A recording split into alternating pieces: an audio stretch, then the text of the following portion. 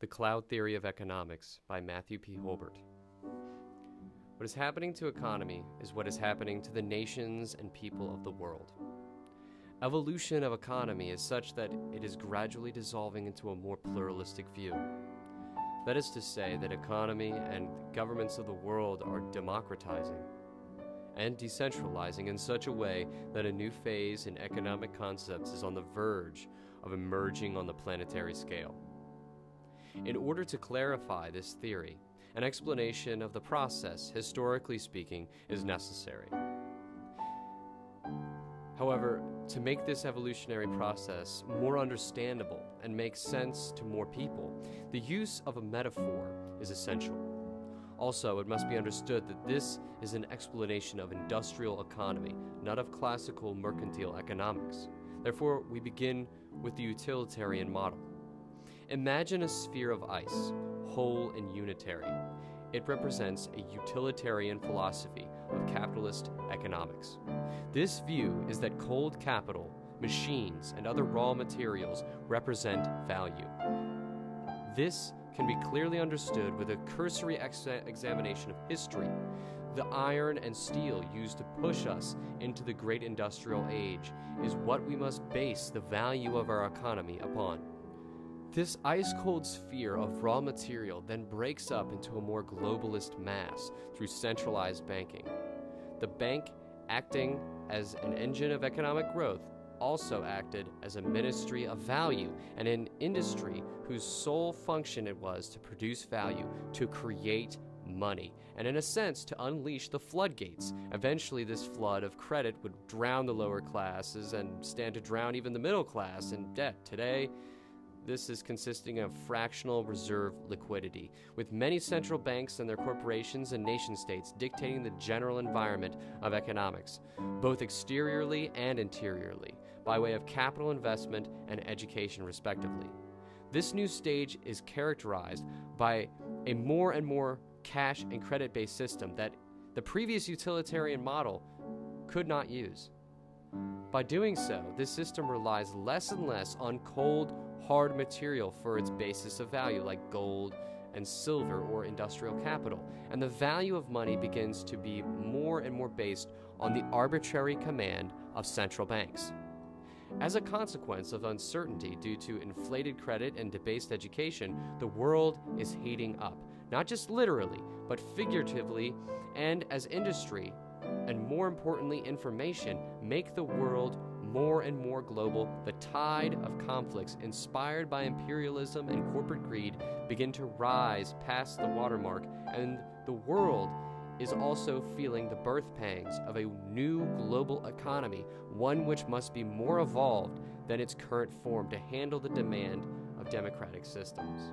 The character of this new economy, which will inevitably replace capitalism as an economic premise, will likely bear characteristics of an intangible cloud. Accordingly, as this evolution of our perception of wealth transpires, it appears to have become less solid, less rigid, and more flexible with its liquidity. But as our technology evolves, so too does our economic potentiality. Like ice melting, economy has become far more liquid in recent times, more cash-based, more credit-based, and its abundance and uncertainty has reached a point where the liquid medium of cash has been replaced with more digital currencies, which have been called cloud currency. However, by my definition, this is only a vapor currency, as cloud currency is implied with citizenship, as I will explain below. To sum up the above, where we started with a sphere of ice, we now have a glob of water, which is slowly turning into a gas, which is the beginnings of a forming cloud. This cloud-like form of economy can only be cashless and without restrictions such as taxation and the barriers of rent, loans, dividends, interests, banks, and other such methods of control and usury by financial institutions. In the cloud, the means of exchange is intangible, unquantifiable human will, exercised in the form of labor, goods, services, or ecological and human benefit, and not in the form of a liquidity, cash or money. When our work and respect is shared collectively rather than hoarded individually, we can live without requiring proof of certification that our needs are worth fulfilling. Further, the process of exchange can be instantaneous between individuals because in a democracy, every contributing member, by merit of their requested citizenship and by virtue of their contribution to society at every varying degree of their contribution, will make them capable of simply walking into a store and taking what they need, such as foodstuffs, clothing, and available shelter as an earned right. However, luxury goods will be limited to a person's contributing value to a society as a privilege. Further, the profit motive, by virtue of this new dimensionality to economy, must be reversed into the direction of getting an equal measure to what you give, rather than getting more than you give, which is the commonly understood impetus of the current definition of profit motive. The author calls this a reciprocal economy, because of the reciprocal nature of the economic driver, which is the essential foundation of all economy, human will. Notice, however, that a cloud-like economy has elements of both capitalism and socialism, but does not have the power or potential for the top-down approach of either. It can and must be a grassroots approach, bottom-up approach, because as water or liquidity evaporates, so too the bonds that have kept the mass of human will together break down from monarchy to republic to democracy. What we are experiencing with this kind of flow from rigid solidity to liquid flexibility to gaseous intangibility is the development of a broader consciousness that is far headier and more evidently fractal in nature than the previous forms. Also, just as the cloud can more effectively allocate its liquidity to the surface of the earth than a ball of ice or glob of water, this new economic structure, transcending and including the previous forms, will have characteristics of holism, human-scale economics, and economic self-sufficiency due to its inherent grassroots scale. Bear in mind, however, that this cloud cannot stay in the sky forever.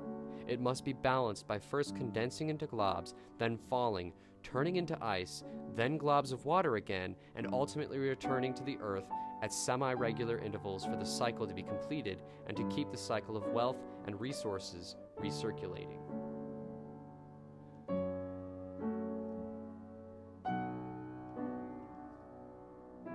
The following is an explanation of the process of how this cloud-like economy will function, but it must be understood that this is only a simple projection because every local area must come up with their own model.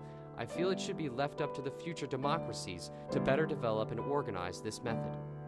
Starting as a cloud of individual droplets of human will or the aggregate society or local community, and further condensing those individual droplets into globs of human will in the form of resource councils or test groups. The beginning of this cycle will occur in the form of stakeholder councils, or what has been called wisdom councils by a man named Jim Ruff, where products, services, and acts of benefit will be evaluated and cold capital resources will then be administered from that group of randomly selected people, much like product test groups, wherein the purpose of these groups is to evaluate and assign a value to products, goods, services, and certain ecological or human benefit created by a person. The products that fall under certain categories of goods will therefore be evaluated by licensing corporations as they function today. And finally, the people themselves to determine if they are worth investing in the next quarter. Such groups will evaluate and expect to administer resources for products that they unanimously decide are fit for production, much like a product test group or a trial phase of invention and production. And then after 4 months, these groups will disperse and a new group will be randomly selected. In the cycle mentioned above, the transfer of energy or currency or capital goes thus. Collective society, the cloud, differentiated group or wisdom council is a glob of water, and allocated capital, like an ice crystal, is then what is distributed through businesses, jobs, and labor working that capital into production, which is another glob of water. And once a product reaches consumers, it has reached the collective society, and it is left up to the collective will of that society, and therefore returns to the ocean or cloud, depending upon which way you wake up in the bed that morning. So, in this way, each time a group is brought together, they are like a small glob of human will out of the cloud, which is the aggregate economy, composed only of the essence of all economic principles, human will, and the feedback loop between production and consumption in a human scale of economics. And with every drop of resources allocated, these wisdom councils are keeping the cycle of life, wealth, and the feedback loop between production and consumption in a human scale economics. It is possible that these groups or councils could become themselves differentiated and that they may become specific to a field such as art, engineering, food, education, entertainment, news media, design, fashion, transportation, science, etc. And by having people who are specifically interested in a field of evaluation, there is a greater potential for a more meritocratic form of councils than simply random selection.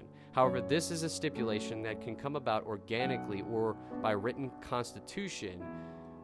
What is most important is that people have control over their goods and services rather than a Wall Street market that has gotten more and more out of control and more uncertain.